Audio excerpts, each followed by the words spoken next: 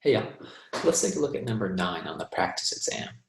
A friend of mine sold a painting to a gallery for $150. The gallery sold it for $200. How much, by what percentage, did the gallery mark up the painting? Okay, let's answer this one first. Okay, so this is going to be a percent change problem. Right? Remember, we have two kind of rule of thumbs for this. Right? We have the after the than rule, where if you are trying to figure out how much less than or more than one thing is than another in terms of percentages, the thing after the than goes in the denominator. Okay? There's another rule, which is that if something had a price at one point, an old price, and then became a new price, right? Then if you're trying to figure out what that percentage change was, it's going to be new over old minus 1. Okay, so that's probably going to be, that second rule is probably going to be the relevant one here, right? Originally, this painting was $150 when they sold it to the gallery, right? And then its new price is $200, right? So let's use that to figure out what the percent change is, right? So we're going to be looking at percent change is going to be new over old minus 1. Here, the new price is $200, what the painting sells for now. The old price is $150. Minus 1 should get us 0.33. Okay? So that's going to be a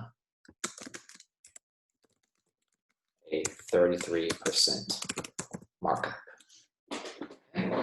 So it was sold for $150. The gallery then took that painting, jacked up the price 33%. Now it's $200. Okay, so that's the first question.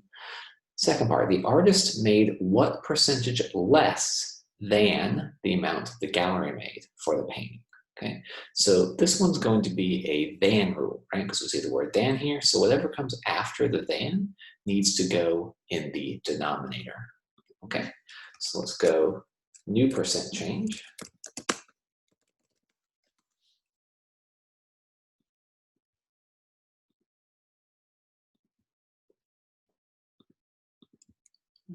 I'll just go before than, then after than, minus 1. Okay, so the thing that comes after than, right, less than the amount the gallery made, right? The gallery made $200, right? So the $200 is now going to go in the denominator. And the artist their price must go on top. Okay, still subtracting 1. That should get us negative 0.25, right? So in other words,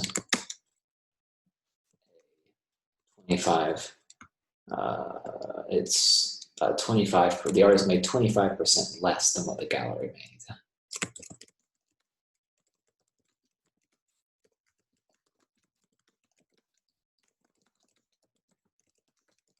All right. Okay. Last one. Another gallery has a sculpture for sale for $350. I know that they mark up sculptures by 40%. How much was the artist paid for the sculpture? Right?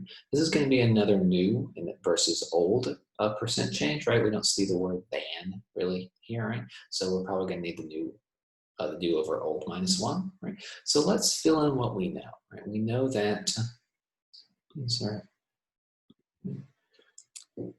know that percent change is going to be new over old minus 1. Okay. And we know also that percent change, we actually know what that is here, right? We know that the gallery is going to mark up this sculpture by 40%, right? So going from the old price to the new price, that's a 40% increase. So we actually know the percent change, right? Going to be 0.4. Okay. We also know that the gallery is selling this for $350, right? So that's the new price. Right? The only thing left we don't know is the old price, what the artist was paid for this sculpture, and that's what we're trying to find out here. Right? So now we've set it up to where we can just treat old like variable x, right? We just need to solve for it, and that will tell us what the old cost was. Right? So let's go about isolating old. Let's add 1 to both sides.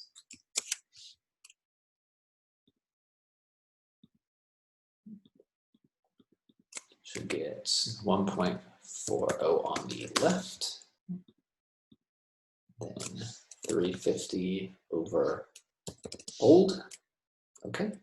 Now we need to get old by itself. Let's actually get it out of the denominator first. So let's multiply both sides by old. 1.40 times old equals 350.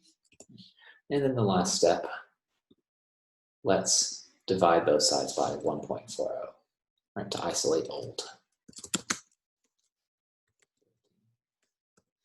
Divided by 1.40, which should equal $250, right? This was what the artist actually sold the sculpture for, right? So it was originally $250.